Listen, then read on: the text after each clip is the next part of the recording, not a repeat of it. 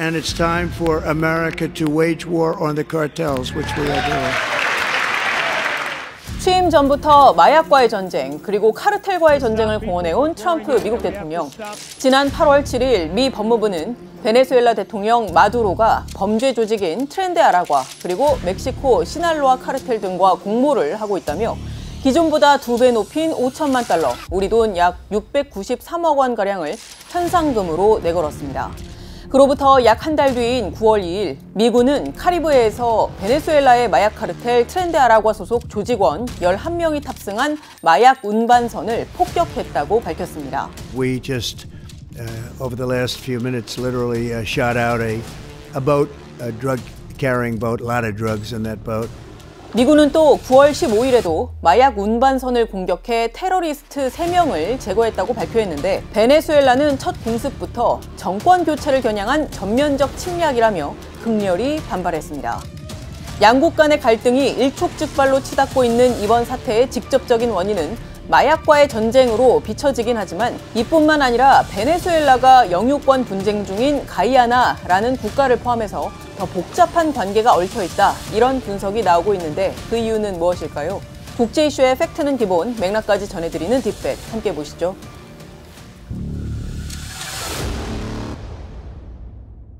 먼저 이 사건을 둘러싼 각국의 입장부터 설명을 드리겠습니다. 먼저 미국 트럼프 행정부는 베네수엘라 마두로 정권이 국가적인 차원에서 마약 밀매 조직을 이끌고 있다, 이렇게 보고 있습니다. 지금 보시는 게 트럼프 대통령의 트루스 소셜 메시지입니다. 첫 공습 때는 트렌데 아라과라는 베네수엘라의 카르텔을 두고 이런 표현을 썼습니다. 마두로 대통령의 통제하에 활동하고 있는 외국 테러 조직이다 라고 명시했는데요. 이외에도 실체에 대해선 의견이 분분하긴 하지만 미국 정부는 마두로 대통령이 이른바 태양의 카르텔과도 공모하고 있다고 주장하고 있습니다. 지난 15일 두 번째 공습 때는 이 카르텔의 불법 활동이 수십 년간 미국 사회에 파괴적인 결과를 초래해서 수백만 명의 미국인을 죽였다라고 하기도 했습니다. 물론 이번 미군의 공격을 두고 미 의회의 사전 승인을 받지 않은 점 등에 대해서 비판적인 문제 제기가 미국 사회에서 이루어지고 있습니다만 미국으로 마약을 밀수하는 것 자체가 미국의 내정에 개입하는 것이라는 마코 루비오 국무장관의 발언에서 알 수 있듯이 트럼프 행정부는 이미 베네수엘라의 마약 밀수가 미국 사회에 큰 해악을 미쳤기 때문에 이번 물리적 공격에 문제가 없다, 이런 입장입니다. 다음은 베네수엘라 마두로 정권의 입장입니다. 마두로 정권은 차베스 정권에 이어서 지난 2013년부터 집권을 하기 시작해서 올해로 12년 차를 맞았는데요. 임기가 6년 단위인데 올해 1월에 3년임을 시작했기 때문에 오는 2031년까지 집권할 예정입니다. 이 마두로 대통령에 대해서 미국이 현상금을 2배 높이고 또 베네수엘라에 대한 군사적 압박 수위를 높이니까 마두로 대통령은 민병대 450만 명 동원령을 내리기도 했는데요. 이후에 미국의 첫 공습이 이루어지니까 마두로 대통령은 11명이 숨진 이 사건에 대해서 미국이 마약 소탕을 명분으로 삼은 것은 그냥 구실일 뿐이다. 사실상 베네수엘라에 매장이 된 세계 최대 규모의 석유를 통제하기 위해서 베네수엘라 정권을 교체하려는 게 진짜 목적이다, 이렇게 주장했습니다. La reserva petrolera más grande del planeta Tierra que está en Venezuela. Venezuela no será el nuevo colonia petrolera de nadie de Estados Unidos. 베네수엘라는 이러한 상황을 의식한 듯이 카리브해에서 3일간 군사훈련을 진행하기도 했습니다. 그렇다면 미국이 베네수엘라의 카르텔을 소탕하겠다면서 마두로 정권을 압박하고 나선 진짜 이유는 무엇일까요? 베네수엘라는 코카인의 주요 생산국은 아니지만 미국과 유럽으로 향하는 주요 경유지인 것은 맞습니다. 유엔 마약범죄사무소는 2023년 보고서에서 베네수엘라를 남미에서 멕시코로 코카인을 운송하는 불법 항공편의 주요 출발지로 지목을 했습니다. 그리고 코카인이 멕시코로 들어가면 주로 육로를 통해서 미국으로 유입된다, 이렇게 분석을 했습니다.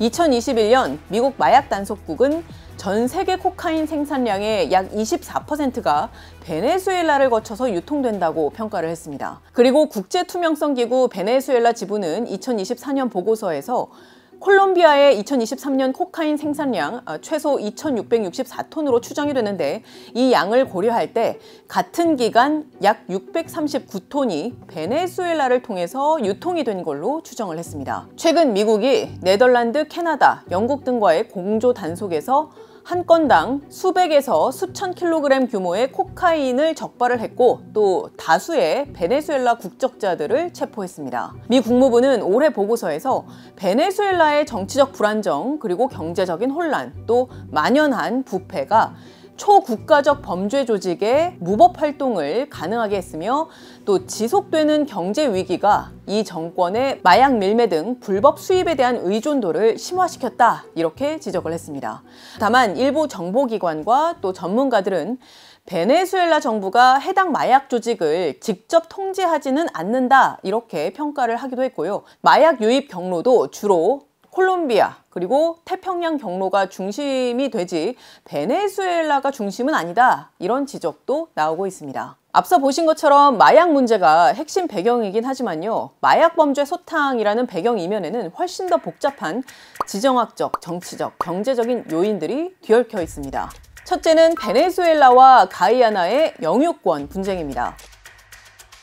베네수엘라와 접경국인 가이아나라는 나라가 있는데요. 이 가이아나의 에세퀴보라는 지역의 해역에서 지난 2015년 대규모의 석유 매장량이 약 110억 배럴인데 세계 17위 규모입니다. 어쨌든 이 석유가 발견이 돼서 경제적으로 또 전략적으로 그 중요성이 급부상을 한 바가 있습니다. 그래서 현재 기준으로 미국 석유 기업인 엑센모빌 그리고 쉐브론 그리고 중국 해양석유총공사가 가이아나의 석유 개발에 참여 중인데요.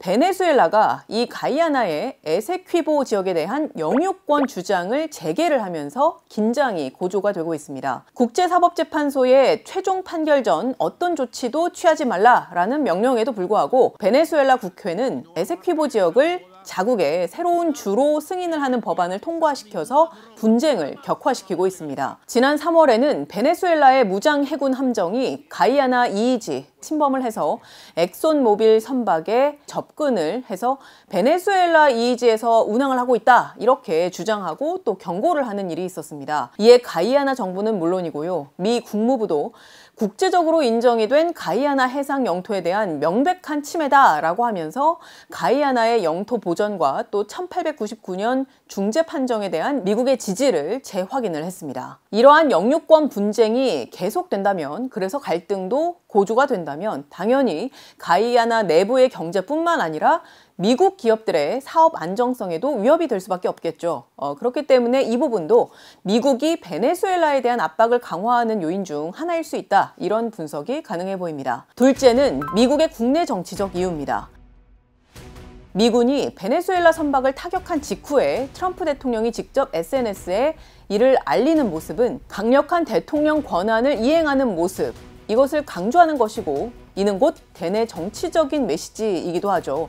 자신이 취임 전부터 공약을 해온 마약 근절을 명분으로 해서 자신의 어떤 강경한 리더십을 과시를 하고 또 지지층 결집을 도모하는 차원으로도 해석이 됩니다. 플로리다주는 미국 대선의 핵심 경합주의자 베네수엘라와 쿠바에서 이주한 중남미계 유권자가 대규모로 거주하는 지역입니다. 이들 중 보수 유권자들은 마두로 정권에 대한 강경 대응에 적극적인 지지를 표명하고 있는데요. 실제 플로리다 베네수엘라계 유권자 중에 38.5%가 트럼프 대통령의 대베네수엘라 정책이 자신의 투표에 영향을 줄 것이라고 답했다는 한 대학교의 설문 결과도 있습니다. 지금 보시는 영상은 2019년에 트럼프 대통령이 플로리다주의 한 대학교에서 마두로 정권에 대한 강경한 발언을 하는 모습인데요. 그럴 때마다 객석의 사람들이 환호하는 모습을 보실 수가 있습니다.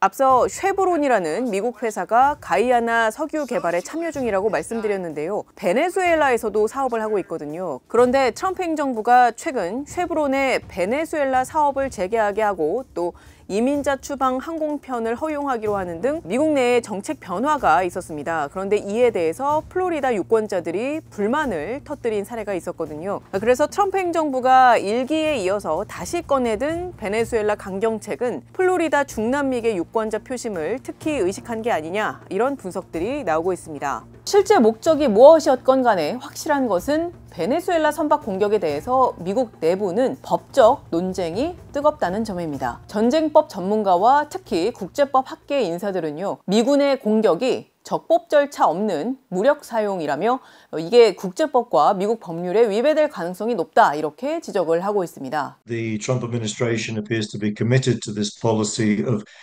treating drug cartels or alleged drug traffickers as a military outfit, a terrorist organization that's in effect invading the United States, and therefore military force is justified against them. 앞서 보신 것처럼 트럼프 행정부의 논리는 현재 베네수엘라 등을 비롯한 여러 국가에서 지금 유입이 되고 있는 마약이 미국 국민들을 죽이고 있고, 즉 이것이 국가 안보에 위협이 되고 있기 때문에 자신들의 어떤 공격 명령은 국가 안보에 지속적으로 가해지는 위협에 대한 정당방위의 대응이다라는 논리인데, 일각에서는 이것이 정당방위로 인정되기 어려운 불법 명령이다 이런 비판도 제기가 되고 있는 상황입니다. 실제로 베네수엘라가 이 범죄 조직을 직접 통제하는 게 확실치가 않다면 이 상황은 국가 간의 무력 충돌로 볼 수가 없으며 합법적이지 않다는 비판이 인권단체 등에서 제기가 되고 있습니다. 셋째는 지정학적 경쟁입니다. 베네수엘라는 세계 최대 석유 매장량 국가로 미국, 러시아, 중국 간의 지정학적 경쟁의 중심에 있다고 해도 과언이 아니죠. 러시아와 중국은 베네수엘라 마두로 정권을 지원을 하고 있고 미국과 대립하는 세력 견제 구도를 형성하고 있습니다. 호주 로위 연구소의 한 보고서는요, 미국의 의도가 마약 카르텔을 표적 삼은 것 그 이상이라면서 마두로 정권에 대한 중국과 러시아의 지원을 견제하려는 다층적인 목적이 담겨 있다 이렇게 분석을 했습니다. 이에 대한 전문가의 의견 함께 들어보시죠. I think what we are seeing is an attempt by Trump to ensure that the region, if you like, the US hegemony in the region is restored, that extra hemispheric powers like the Chinese, like the Russians and so on are kept out or certainly severely discouraged. 러시아 외무부는 미국의 공습을 즉각 비난한 바 있고요. 중국 시진핑 주석도 이번 공습과 직접적으로 관련이 있었던 건 아닙니다만 올해 초에 베네수엘라 마두로 정권의 주권 그리고 사회 안정 수호를 공개적으로 지지한 바가 있습니다. 그리고 린젠 중국 외교부 대변인은 지난 18일 강압과 괴롭힘은 국가들을 멀어지게 할 뿐이며 점점 더 효과가 없을 것이다. 라틴 아메리카는 누구의 뒷마당도 아니며 파트너를 독립적으로 선택할 권리가 있다. 이렇게 말했습니다. 실제 베네수엘라는 미국과의 갈등이 심화하는 것과는 대조적으로 점점 더 중국과 가까이 하는 모습을 보이고 있는데요. 마두로 대통령은 2023년 중국에 가서 시진핑 주석과 정상회담을 하고 전천 후 전략적 동반자 관계로 격상하기로 합의를 한 바가 있습니다. 올해 5월에는 베네수엘라 부통령이 중국을 방문했는데 이는 그만큼 중국이 중남미 지역에서 베네수엘라를 핵심 전략적 파트너로 인식하고 있다는 점을 보여줍니다. 그리고 IRIS라는 연구소의 한 학자도 국경 분쟁 중인 가이아나에서 대규모 석유가 발견이 되면서 지역 갈등의 가능성이 더 높아졌다며 가이아나와 베네수엘라의 어떤 분쟁이 지역 안보의 불안을 증폭시키고 있다 이렇게 진단했습니다. 그런데 일부 전문가들은 미국이 베네수엘라 정권 교체를 겨냥하고 있다, 혹은 정권 교체까지는 아니어도 무력 과시를 통해서 미국의 협조적 태도를 이끌어내기 위함이다, 이런 분석들을 내놓고 있습니다. 찰스 스터트 대학교에서 테러학을 가르치는 세사르 알바레즈는요, 트럼프 행정부의 테러리스트 지정 리스트를 살펴보면 이는 단순히 메시지 차원이 아니다, 정권 교체를 고려하고 있다고 자신은 확신한다, 이렇게 말했습니다. 다만 이를 반박하는 의견도 존재합니다. If he wanted to, the president could escalate in a number of ways by, for example, hitting targets within Venezuela with some of the Tomahawk missiles that are on some of these vessels. So, but for now, I think this is much less about regime change, much more about counter-narcotics. 그리고 애틀랜틱 카운슬 산하의 한 연구소에 소속이 된 제프 램지라는 학자는요, 정권 교체에 초점을 맞췄다기보다는 베네수엘라 내부 불만 세력에 마두로에 맞서서 싸울 것을 촉구하는 신호를 보낸 것이다, 이렇게 분석을 했습니다. 참고로 마두로 정권은 지난 12년간 집권 기간에 야권 인사들을 많이 탄압을 해왔거든요. 근데 그중 일부인 야권 지도자가 현재 망명 중인데, 그는 지금 이러한 트럼프 행정부의 강력한 그 마두로 정권에 대한 압박에 대해서 찬성의 의사를 공개적으로 표명을 하고 있습니다. 앞서 살펴보신 것처럼 미국과 베네수엘라 간 갈등은요, 단순한 마약 단속 차원을 넘어서서 국제 정치와 지정학적 긴장의 복합적 산물이라고 볼 수가 있습니다.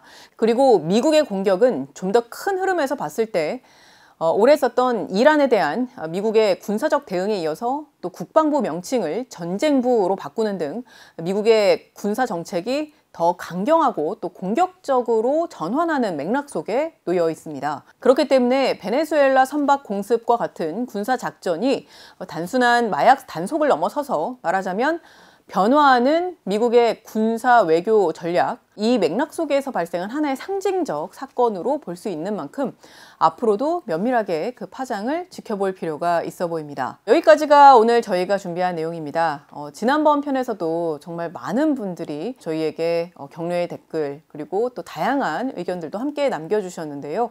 정말 감사합니다. 지난번 편에도 프랑스 시위에 대해서도 다뤘으면 좋겠다 이런 의견도 남겨주신 분도 계셨는데요. 혹시 저희가 어떤 콘텐츠를 다뤘으면 좋겠는지 또 의견이 있으신 분들은요, 지금 이 영상의 댓글도 좋고요, 저희가 운영하는 별도의 SNS 계정에도 의견을 남겨주시면 저희가 열심히 보고 또 적극 검토해서 반영을 할 수 있도록 노력하겠습니다. 긴 시간 시청해주셔서 고맙습니다. 지금까지 뒷백의 김혜영이었습니다.